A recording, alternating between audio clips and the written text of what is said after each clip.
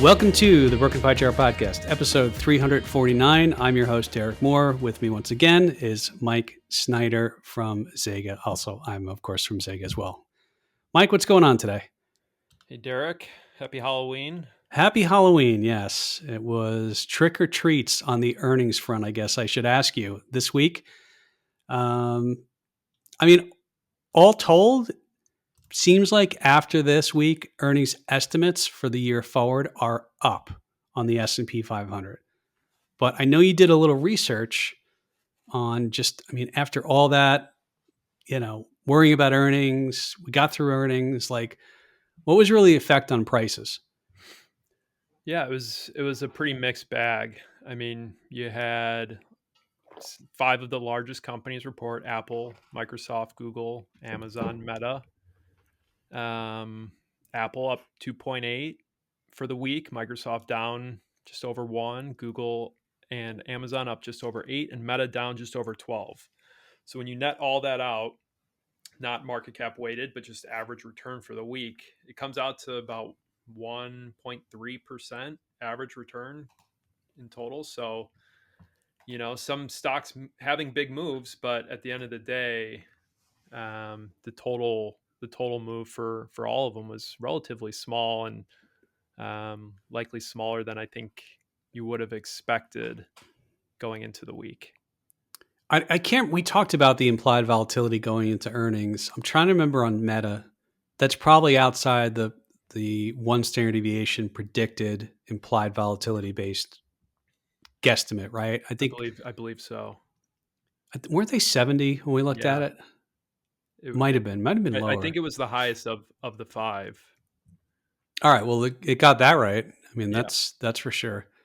Although Amazon on the upside, I think Amazon certainly surprised a little bit on the upside, but AWS is kind of the thing.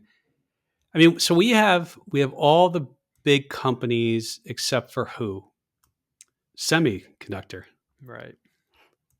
And they're NVIDIA. November. They're not going to be till what, third week of November, I think. I should have looked this up before we started, but no, it's going to be several weeks before we get them. I did notice, and JC Peretz had tweeted this out. He's a technician, and I think All Star Charts is his company. And he said, if you actually take the time to look, you'll see that semiconductors just broke out last month after going nowhere for over a year. That's historically not evidence of a bubble. That sounds a lot more like a fresh breakout. He's got a chart. They went to new all-time highs. I think they pulled back a little bit today. If you look at the SMH, which is the ETF for semiconductors, one of the ETFs for semiconductors. So, yeah, I remember talking about this, Mike, where semiconductors were kind of stuck in the mud and they were lagging the overall market. Like they peaked, I think it was July of 2024, I think. The market had peaked, February of 25. And then I think the Mag 7 had peaked in December. So you had this striation of semis in July, Mag 7 in December, the whole market in February. And then, of course, it goes down in April, and then we're at all-time highs, near all-time highs again. But I don't know. Do you think this is making a run before an anticipation of good earnings for NVIDIA? I think so. The stock NVIDIA was up over 8% this week. So when you look at, the return of the market, that's where a lot of it came from, was NVIDIA being up over 8%. The NASDAQ actually outperformed the average return of those five large companies that reported earnings. So semis and NVIDIA specifically doing a lot of driving here, and likely in advance of what is anticipated to be strong earnings. I think it's a lot of people would be surprised to hear that semiconductors had done nothing for a year, right? It just seems like they've done nothing but go up. But look at the chart. They hadn't done anything, and it just recently broke out again. So I remember looking in 2022, I think it was August was the bottom. I could be wrong, but August or September. And just thinking, sort of knew that AI was on the cusp. I mean, you could make the argument that AI was already here, but ChatGPT made it a consumer-friendly usage of AI where everybody can use it now. And then you have these, was it Claude, Perplexity, all these models. But it was kind of the picks and shovels. It was the Levi's and the picks and shovel, like blue jeans. If you wanted to get rich in the gold rush, you bought blue jean companies like Levi's and you bought picks and shovels. I don't know who made those back then, but semiconductors, you need those to drive this AI boom. So yeah, I mean, look, we'll know in a couple weeks. Getting back to Apple though, Mike, I mean, don't you think Apple has been written off like so many times? Yeah. Every time, it has lagged for a good part of the year, due to some headwinds. And there are periods where it seems like it's dead in the water, and then out of nowhere it breaks out. I mean, it was back in April, it hit 180, and we're now looking at a 270 price. And it traded at 200 for a couple months while things had really recovered faster than Apple, after the tariffs had been announced. So it seems like it's back to breaking out. It, jumped on earnings, but then sort of ended up flat for the day. You know, their profit margins are still pretty good. So to give you some color on these, basic earnings per share 7.49 for the 12 months ended September 27th, which was just reported. 6.11 12 months ended September 28th of 2024. So that's a pretty good increase, $1.38 per share. Sales, total net sales, 416 billion and change versus 391 billion and change. That's doing the math in my head. What is that? 6.5, almost 7, 6.4. So not quite 6.5. And then you look at the segments. So they break out segments. America's up year over year on net sales. Europe up. Japan up. Rest of Asia up. Greater China was down. So 66.9 billion versus 64.3. And then you look at their net sales by category.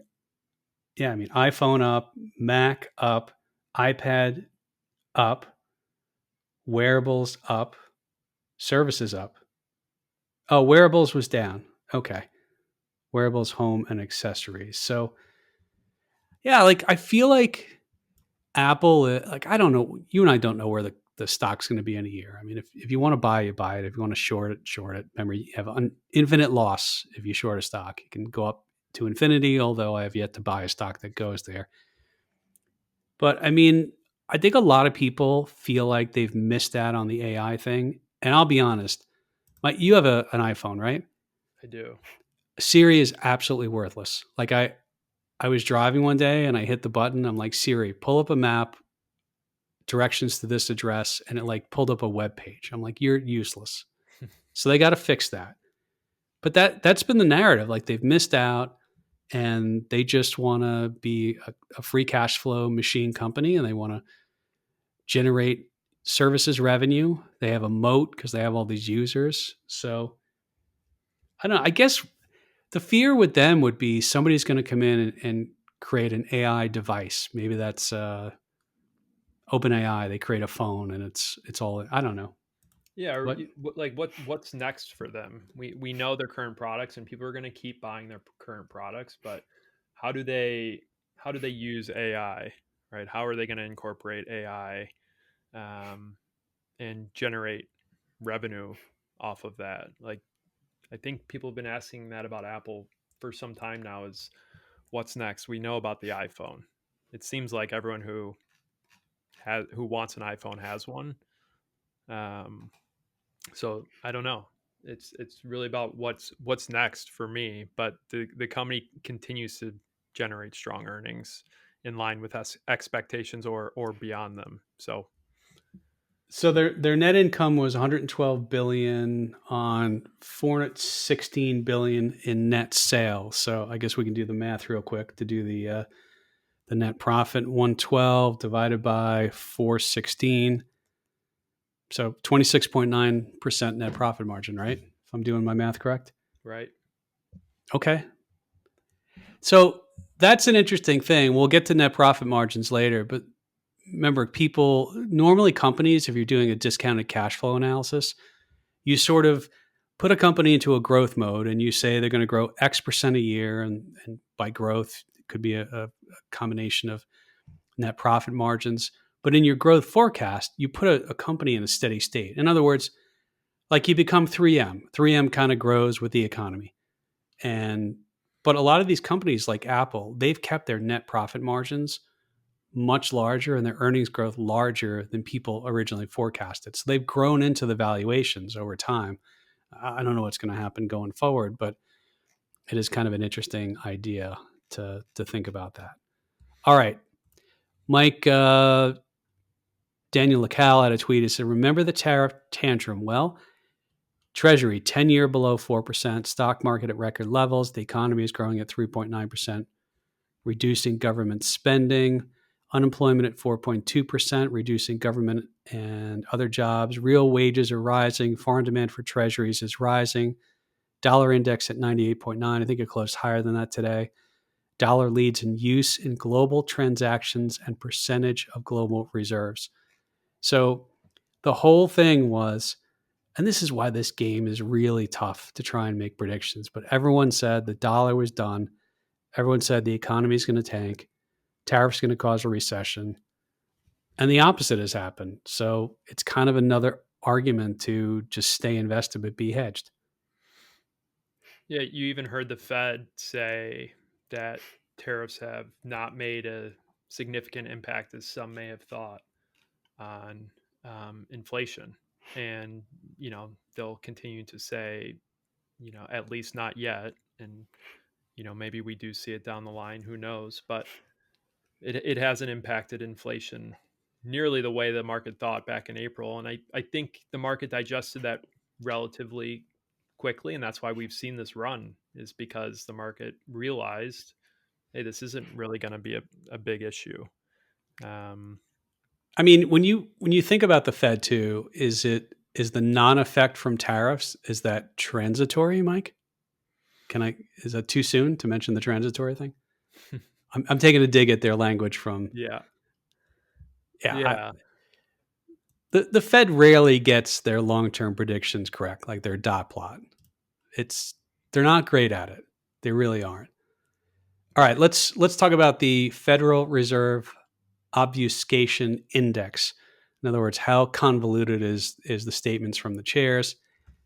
There is something, who is this? Source Federal Reserve and Readable and Bianco Research. Okay. So what they did was they have a Flesch Kincaid grade level prediction. So this, you love this. This is they analyzed I guess it's the Fed statement or something from the different Fed chairs going back to Greenspan. And they said you had to be, so it goes from middle school graduate, high school graduate, college graduate, and postgraduate school. And I was really surprised at this, but you basically had to be between high school and college graduate to understand Greenspan. I don't know if I agree with that because he said a whole lot of nothing. And then you go to Bernanke. He started off speaking really easily, I guess I would say. And then he quickly escalated all the way up to postgraduate school. Yellen comes in. She is between college graduate and postgraduate school, although starts to keep going as her term went, kind of declined down towards the high school graduate. And then Chairman Powell is like kind of, you could be a middle school graduate and understand what he's saying, and I think he's the only non-PhD to ever run the Fed. So, I mean, you made the comment, you were listening to Powell. He just kind of answers questions like very direct, right? Yeah. Yeah. I was listening to him a couple days ago, and they were asking about, the government shutdown, and if not having that data could affect their decision in December. And his answer is just, it could. Yeah, good.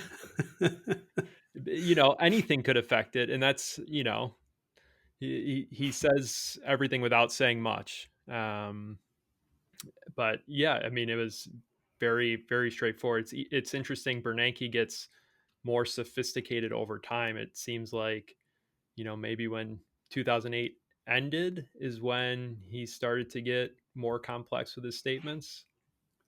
Yeah. I mean, they were doing more complex stuff too. I will tell you, Right. I saw Bernanke speak at, I think it was a Schwab Impact event back in, I don't remember, 2015, 2014, I forget. But he spoke on one night, and former President George W. Bush spoke the next.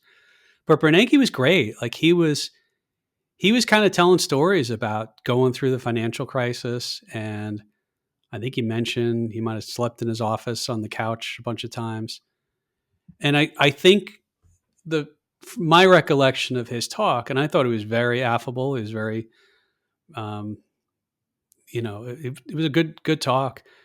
But just they felt like they had to do something, but they just didn't have all the information. Like they had to act, but they weren't sure exactly if what they were doing was going to work. But yeah, do you think Powell too? He knows he's done in Mhm. May, so he's like, yeah, It like sounds like it.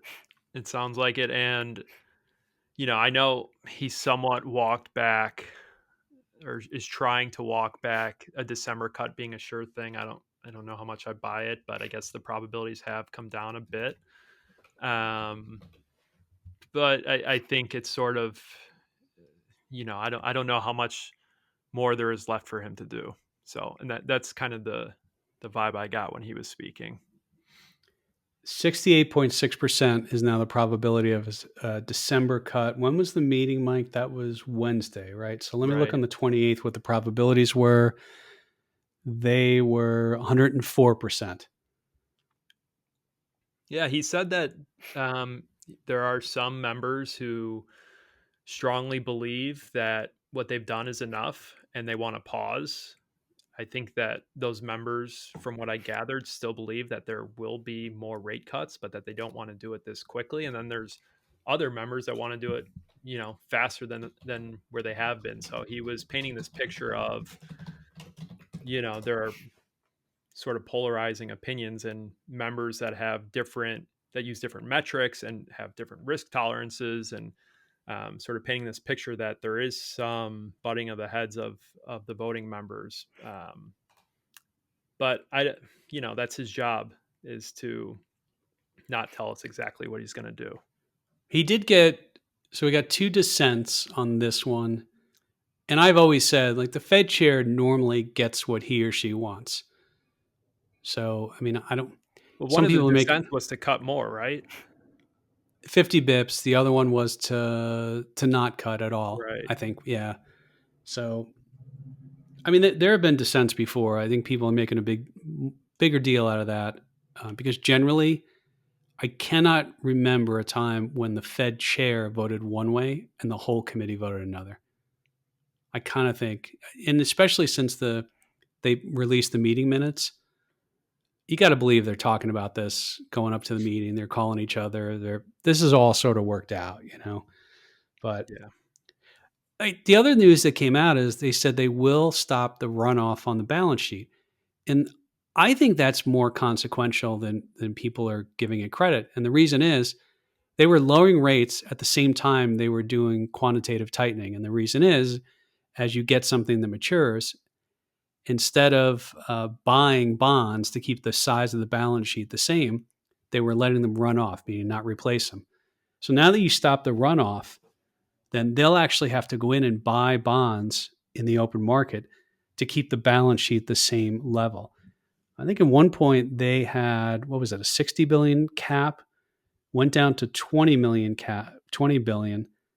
I think in April it was like 5 billion, and they're not buying MBS, or I think they're just letting MBS run off. But so they're going to end that. So what that means is any maturities, they're going to be in the open market adding bonds to keep the balance sheet the same. If they had come out and said we're going to start buying MBSs, that would have been something for everyone looking for a house. So I don't know. I mean, do you feel like that's an underrated thing? Maybe I just care about this stuff. No, I think it's underrated. I mean, I think that's, Yeah, I heard him say he wants to sort of shorten the duration, and sort of do that over time of their holdings. Yeah, I think that plays up. I think that was bigger news than the actual rate cut itself. Agreed. Well, moving on to the best 6 months of the year are here. This is from Ryan Dietrich. Yep, looked like his work. So November to April is on average 7.1%. This is from 1950, according to FactSet. They 7.1% is the average. Percent of the time higher, 77.0. The only other better 6 month period is October to March. Okay, so there's overlap here. December to May. The worst is May to October. There's your sell in May. On average, 65% of the time higher. On average, 1.8%. So, yeah, I mean, we're coming into historically the best returns. So nothing can go wrong, right? Yeah, if 77% of the time they're higher, then it has to continue, right? 77% of the time they're up, 100% of the time they're positive, right? Is that the thing? That's how it works, right?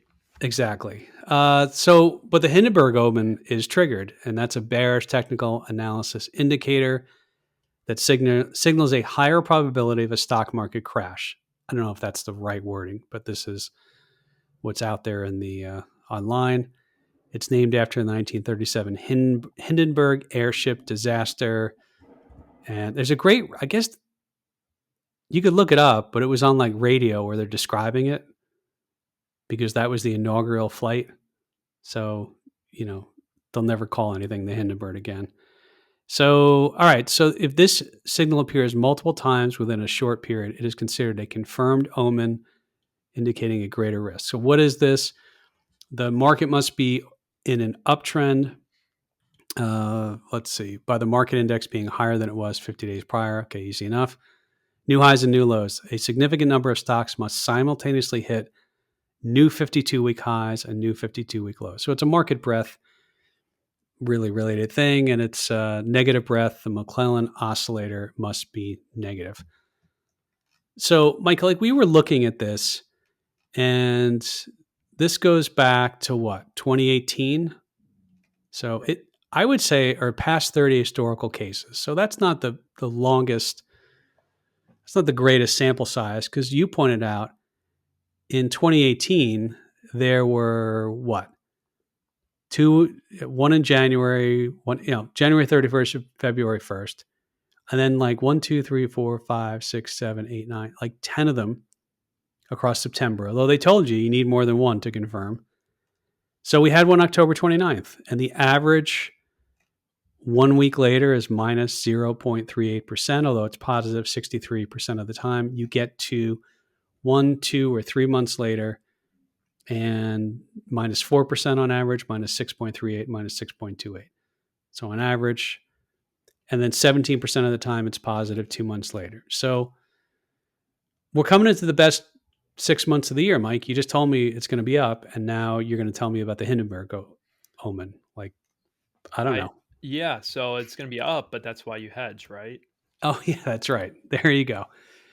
No, I mean that is one of the arguments. It's like, this stuff doesn't work all the time.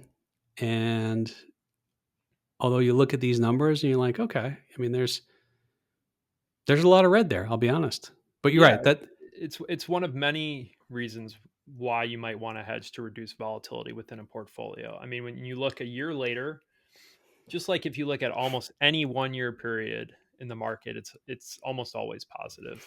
There are going to be those periods where it's not, and there are a few where this indicator hit and it's negative, but there's always reasons to hedge, and reduce volatility. That doesn't mean that you think the market's going down, but just like anything else you do in your life that's valuable, protecting it in some fashion, just in case, or just to reduce volatility, or just to be able to sleep better, whatever the reason might be. There's always a reason for that, and this is sort of one more reason. Doesn't mean that we think the market's going down, but having a little bit of a hedge, if the market's down, you don't experience all that. I mean, I look right now, and the other thing I will tell you is the cost of hedging is still pretty low. Like if I look, I mean, there's not 1 year out SPY options, but if I look at, I mean, it's relatively cheap to hedge. So, I mean, here's why and I think this is where you're going with this, because we're going to talk about the Hussman data and the CAPE ratio, and then the future, based upon the valuation, kind of are we setting up for negative returns over the next 10 years, over the next 12 years? This is from RIA Simple Visor. I don't know who they are, but they got a pretty cool logo. This is on Twitter. Forward 10-year annualized returns in the y-axis, and then the x-axis down at the bottom is the CAPE ratio. And basically what they're saying is, based upon where the CAPE ratio is, which is kind of the Shiller CAPE, the average of it's the price divided by the average of the last 10 years earnings per share per year. It's saying, I mean, probably slightly negative is the based upon this measure, the XY scatter plot.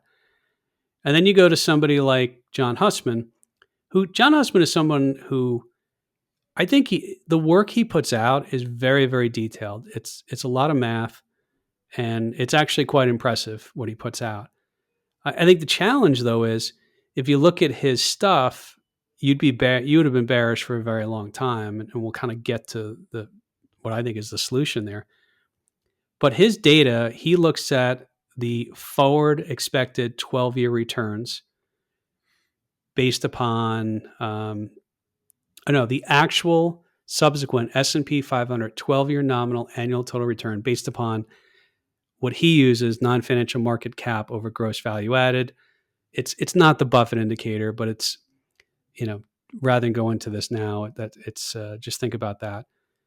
And Mike, he's saying as of 10/27, like, what is this? -6%, -7%. It's kind of Right. where the annualized returns going forward, right? Yeah, he's been expecting negative returns now. I mean, it looks like since, I don't know, what is that, 2017 for his forward 12-year looking estimates. I mean, That's right. what do you do if this is something you strongly believe in? That how do you invest based on something like this? Because to me, Yeah, I think there's more risk in just saying the market's going down, I'm staying in cash. But if you I do don't think believe that's in, what he would say either. Yeah, I yeah, mean, I don't think, and that's a good question. I mean, so he's got this other chart, and I like the chart, and it's basically a chart of the expected. So what returns will wind up being, or predicted to be, based upon his measures over the next 12 years, annualized. And then he's got this red line. I'll put a link in the show notes to this so people know where to go for this. But the red line is what actually happened. And no, you're right. It's been under zero since, yeah, I mean, I think it first clicked under zero. Would you say what, 2015, 2016, kind of peaked back above, came back down. And we know that returns are up since then. So you asked what this means for the investor. Like if you believe this, if you believe that returns are going to annualize, you're going to get -7% over the next 12 years. So think about that. That's probably one of the worst decades, was the lost decade of 2000s. And that was like what, just under -1% annualized. So if you believe that's the case, it probably implies between here and year 12 from now, there'll be a downturn, some sort of a bear market. And Mike, to your point, I think the way to do this is to stay invested, but to have some hedges in place to protect the downside and cuts and aim and seek to cut the losses there. Because you don't know when that's going to happen. But if you believe this, that's sort of, think about 2008, 2009. Like that was the big downturn, but the other years were fairly okay, although 2000, 2001, 02 wasn't great either. So yeah, I mean, it's hard because if you're if you stay ultimately bearish, like I don't know what the plan is, you know? Yeah. Bearish, it's a tough way to make money. Um, you know, the timing has to be, it's got to be perfect, because especially when we've seen in these bear markets, or just, you know, sell-offs, how quickly they've recovered recently. Right. Yeah, no, that's true.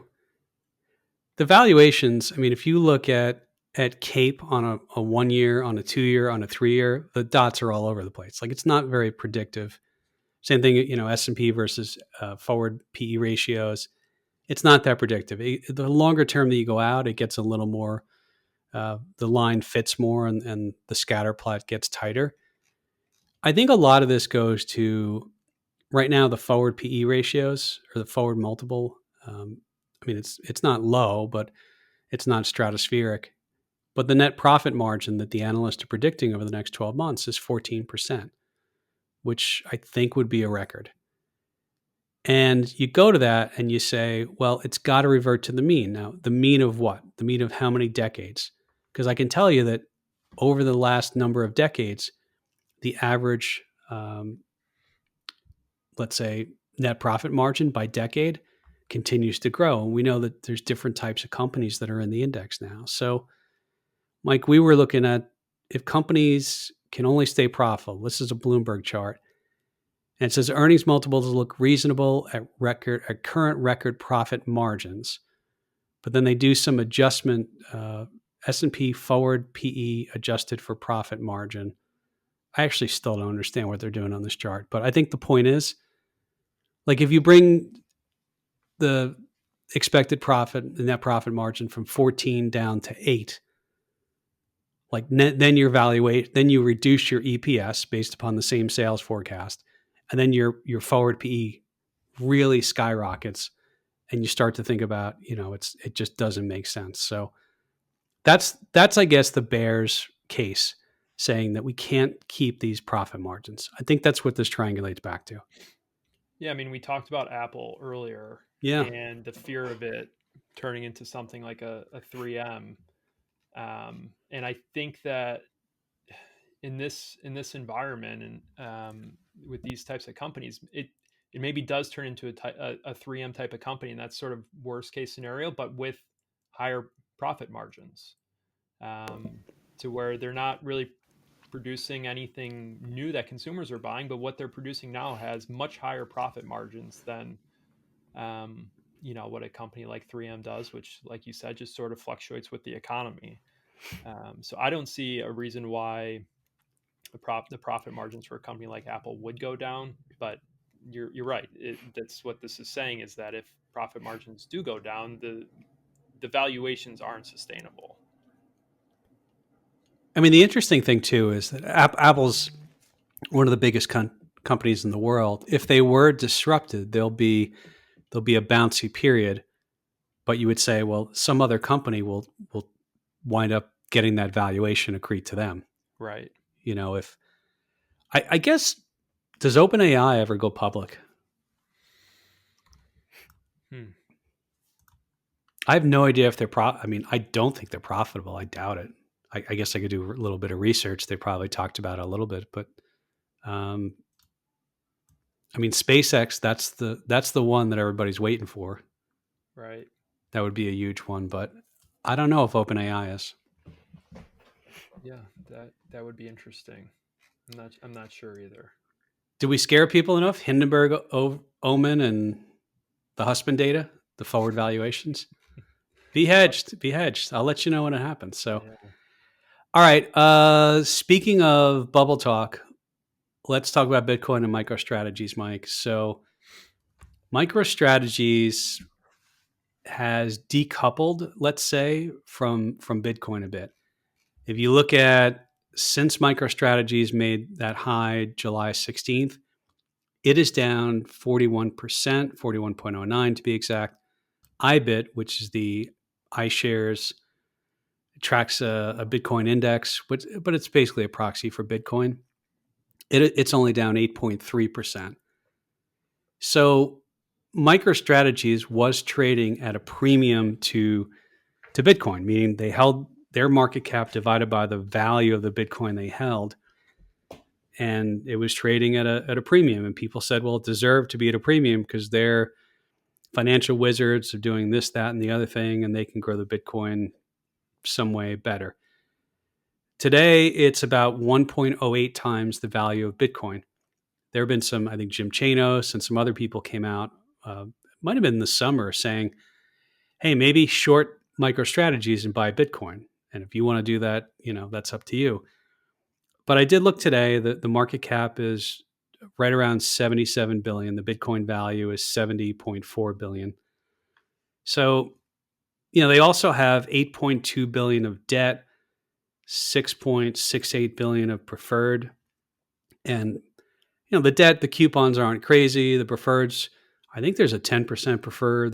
There's some. So if you do an enterprise value, meaning the equity plus the debt and the preferreds, your enterprise value divided by the price of Bitcoin is, or the value of their Bitcoin holdings is about 1.29. So yeah, I mean, I also look, and the average cost of their Bitcoin is about 74,000. What was it, Mike, today? Like 109, 110, somewhere right around there. Yep. Yeah. So I don't know that they've been buying Bitcoin. I think they've been buying it a little above, a little below where it is right now on their recent purchases going back. I guess I'd have to look. So let me look at their purchases. So yeah, I mean they bought at 111,000 on the 27th. That was just a couple of days ago. And then I go back down.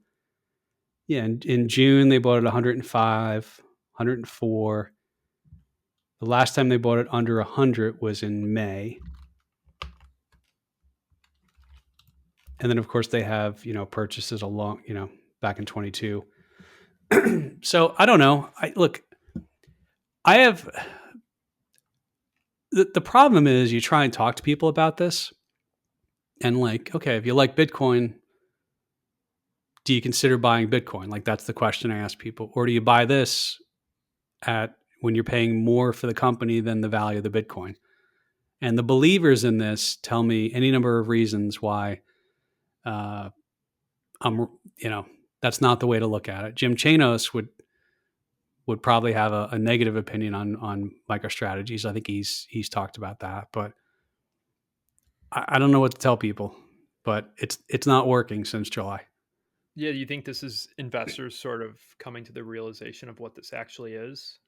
Maybe. Buying Bitcoin at a premium, because you said it's decoupling from Bitcoin. It sort of seems like it's trying to trade back in line with Bitcoin because it's up so much more than Bitcoin is really, and it's just, I don't know, at the end of the day they just own Bitcoin with debt, right? You pointed out, we were talking earlier, that they've issued shares to raise capital to. Yeah, talk about that, Mike, for the audience. Like, paint a picture of that.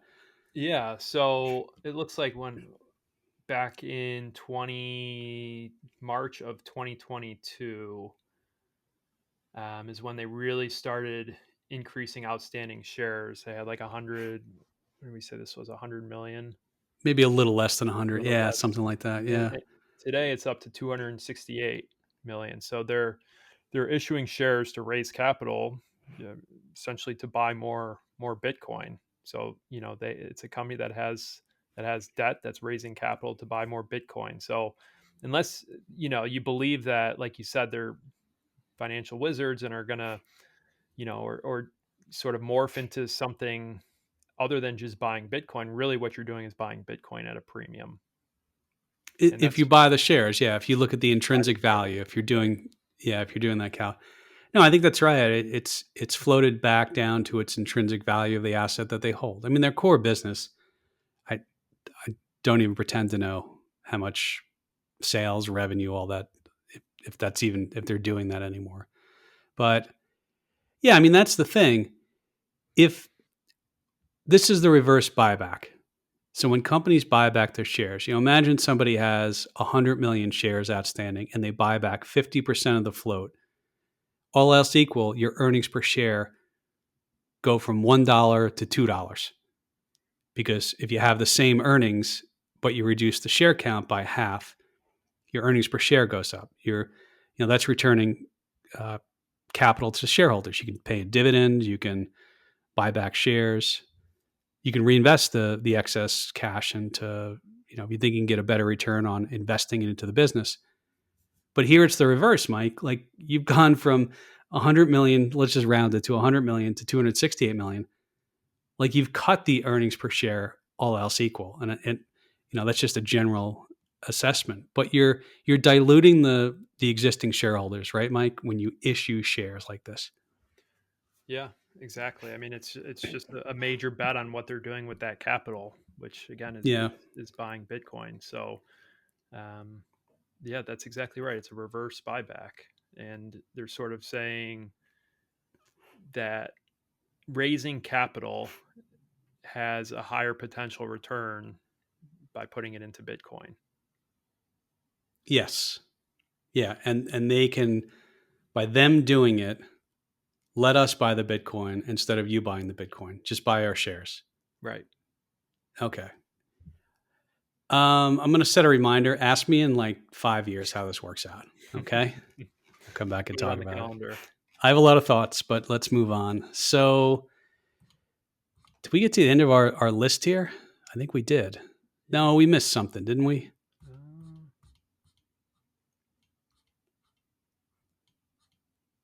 I think we actually did. I thought that would take longer than it was. So, I guess we talked a little bit about the bear case, the Hindenburg Omen. We talked about what if net profit margins shrink and revert to the mean. We talked about the CAPE ratio being high and forward valuations. Like what's the bull case from here? That earnings estimates, and they've gone up a little bit since even over the last week. Like the bull case is, yeah, with these earnings estimates the analysts are correct. And I think analysts are pretty good outside of a recession happening of predicting stuff. Like that's the bull case. These earnings come in, you grow 9-10% annual, year over year on earnings, and net profit margins come in at 14. The AI story is real, or at least it leads to productivity gains for business. I mean, that's sort of the bull case. And then I think the other bull case is that everyone is still very negative. I shouldn't say everyone. A lot of the segment is negative on this, the economy, and then the markets. And like, am I missing something in the bull case? It's still what I would consider to be a hated rally. Why do you think that is? I agree with you, but why do you think that is? Like, give me an example of why that is.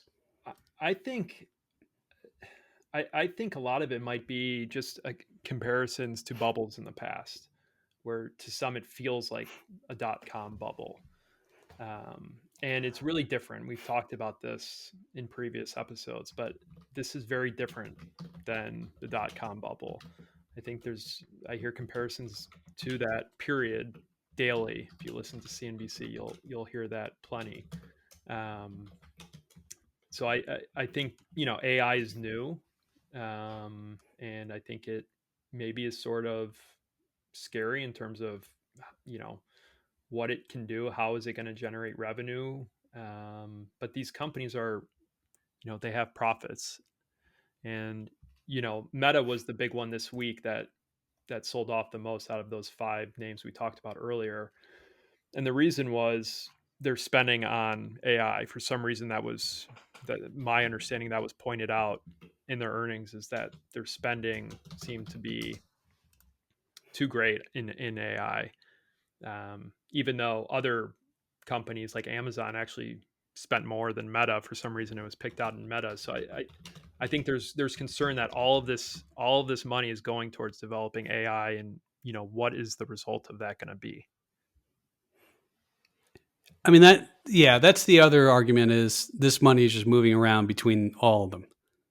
Like I give you $1, you give somebody else $1, they give me $1 back, and all our sales went up by $1. But did anything really change? I mean, that's sort of the circular argument on this stuff. But yeah, I don't know. I mean, But to get back to the hated rally thing, I think that's what extend this rally is it being hated. That means there's money on the sidelines. I mentioned this briefly last week, but individual stock pickers, active managers are underperforming the market this year. You would think in a year like this, oh, just buy tech, buy buy AI related stocks, you'll outperform the broader markets. But I don't think even the active managers, the professionals, have fully bought in on this. This is one of the worst years in decades for active fund managers.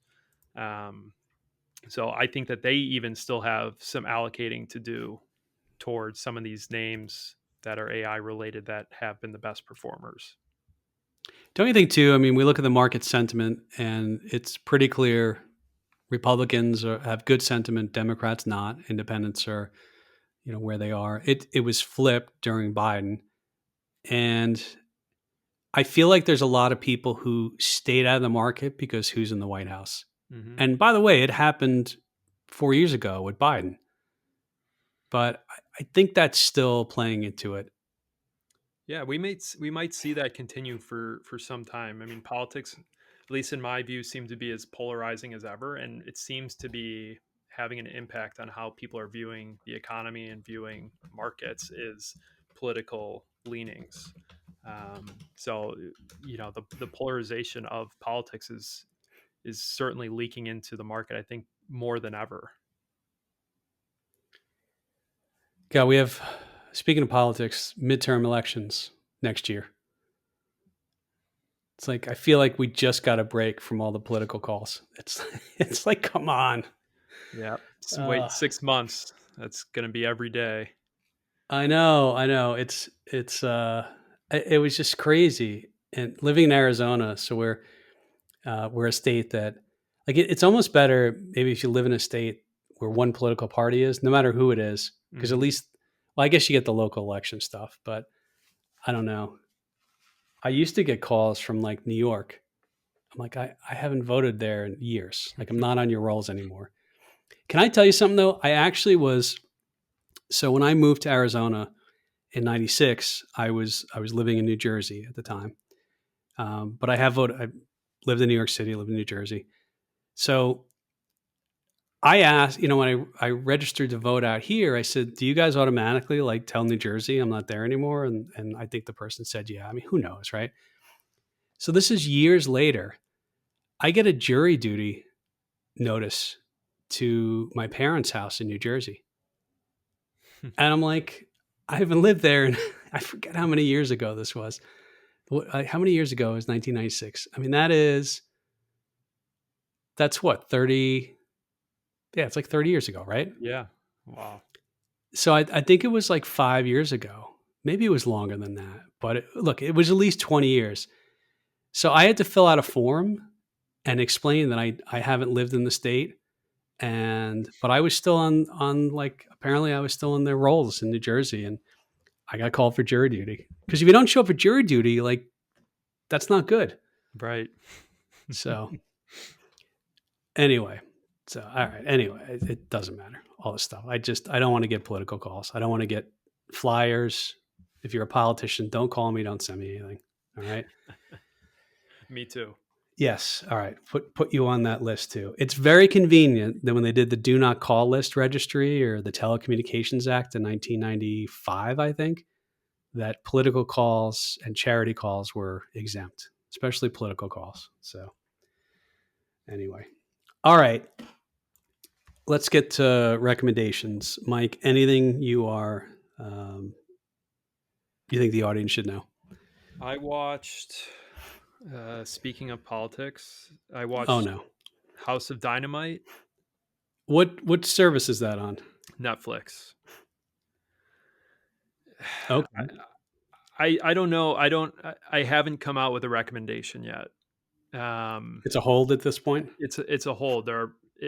I liked it and I hated it all at the same time. And if you watch it, I think you'll understand why that is. I think it's worth the watch. You may be frustrated. I'll leave it at that. I don't want to give too much away. All right. I mean, that's fair enough. I finished watching Chad Powers. I think Glenn Powell was good in it. It's a sell recommendation for me. It's a don't watch. Oh, wow. Yeah, like the way they ended it, it just, I don't know, the last couple episodes, it lost steam. It didn't make sense. The way they ended it, I'm like, is that really the last episode? Is that, it didn't make sense to me. So that's a sell recommendation. So save your time there. I have been watching the World Series. The World Series has been great. That 18 inning game was crazy. Yeah, that was And on at like what, 3 in the morning, yeah, Eastern time? yeah, it ended at midnight, my time, Pacific Yeah. time. Yeah. So, I mean, at one point, they were going to bring in, the Dodgers going to bring in the pitcher who pitched the complete game 2 days earlier or a day earlier, something like that, Right. Yamamoto. So, At a I, certain point, they must have been close to putting out position players. Like, they would have had no choice. yeah, I mean, I don't know how many. I think both teams pretty much used all their bullpens. The next pitchers were going to be, so the Blue Jays were going to put in the next day starting pitcher, which is risky because you burn that pitcher, and if you lose the game, you just burned your pitcher, Right. and he can't pitch the next day. Or they were going to put Yamamoto in, who started the previous game. So yeah, no. At some point, you kind of. I tell you what, if it wasn't, so you think about DH is in National League now too, in American League. If that was a National League and it was at the Dodgers, they would have, and the old rules where you don't have to pitch the three hitters, they would have been out of pitchers because you would have pinch hit for pitchers along the way, Oh, and they for would have sure. went through their bullpen more. So yeah, it's been great though. I mean, the World Series will pretty much be over by the time. Well, this might come out if it goes to Game 7 when it's on, but so I won't even bother making a prediction because unlike your golf prediction when it was already over. I'm also reading, Mike, Soldier of Fortune, Warren Buffett, Sun Tzu, and the Ancient Risk of Risk Taking by Tobias Carlyle. And he wrote, it's under 200 pages. It's a nice size. And he just goes through Sun Tzu's, The Art of War, that philosophy book on military strategy. He kind of takes different quotes and applies it to Buffett's investments. So I started reading that. I like it so far. And like the first chapter is about Buffett bought Apple. And he kind of makes the point, I think he's made a point in some interviews he's done in the book, like that Apple was not some obscure company. Like that was out in plain sight for everybody to see. And I think the quote from Sun Tzu was like akin to the battle is already won. Like the activists already made them do things differently and use their cash. And then Buffett comes in after that. And then it's a monster trade. So Soldier of Fortune, Mike, it's, Okay. I'm sure Shane will get that because I know Shane buys every book that we recommend. I'll borrow it from him. There you go. All right, everyone. Send us emails, derek.moore@zegainvestments.com. That's derek.moore @Z as in zebra, E as in Eddie, G as in George, A as in Apple. Investments is up to you to spell correctly. It's been a while since we answered listener questions on the show, so send us an email. Give us a question or two. We'll come back next week and figure out everything that we were wrong on and the few things that we're right on. With that, Mike, thanks for coming on again. Everyone else, we'll see you next week. Take care.